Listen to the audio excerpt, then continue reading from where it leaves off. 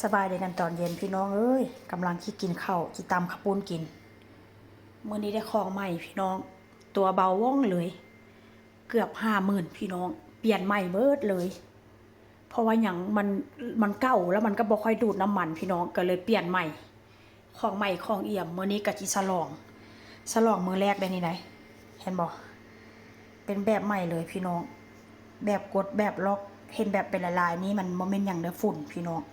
ยังบ่ได้เซ็ตมื้อนี้ก็ฉลองเลยในราคาเกือบ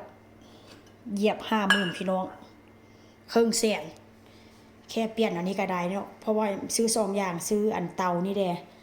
แล้วก็ซื้ออันดูดฝุ่นนี่นำดูดฝุ่นว่าเสร็จขอโทษขออภัยดูดควันนะพี่น้องแล้วอีกอย่างเนาะ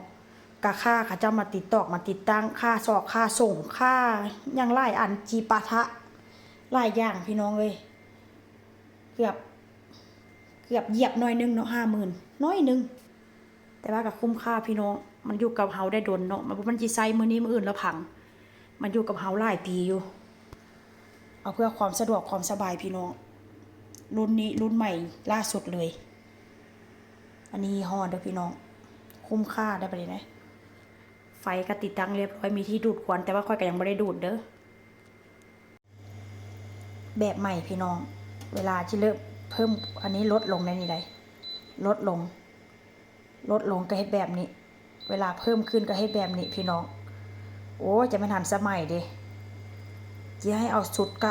แบบนี้เลยแล้วก็ฟดไวขนาดเลยเร่งเอาแล้วแต่ว่าจะเร่งความร้อนได้เท่าใดพี่น้องเลยโอ้ยทันสมัยแท้เนาะนี่ล่ะไม่อย่างเงินมันจะใช้บ่ได้เงินมันใช้ได้ทุกอย่างใช้ความสะดวกความสบายได้ทุกอย่างเลยพี่น้องฟดแล้ว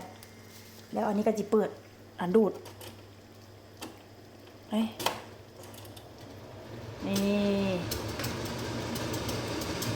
ดูดควัน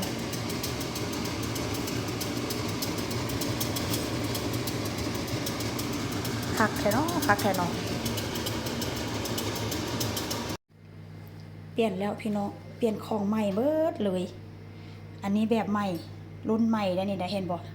พวกเจ้าเห็นรุ่นเก่าที่ว่าค่อยลงคลิปไปบ่พี่น้องอันนี้ก็จะเปลี่ยนใหม่หมดเพราะว่าอย่างมันระเบิดแล้วหลายปีแล้วพอเป็นพี่น้อง30 กว่าปีเนาะก็จะได้เปลี่ยนใหม่อันนี้แต่ว่าก็ยังบ่ฮู้เด้อพี่น้องอันนี้ก็ถือว่าระบบใหม่ตัวปิวไปเลย50,000 กว่าบาทพี่น้องทั้งอันนี้เปลี่ยนใหม่แล้วก็จะล้างง่ายแล้วบัดนี้นะเปลี่ยนใหม่แต่ธรรมดานี่มันมีแบบนี้มันมีแบบหมุนเนาะตะกี้มีแบบหมุนแต่ว่าอันนี้เป็นของเก่าเด้อ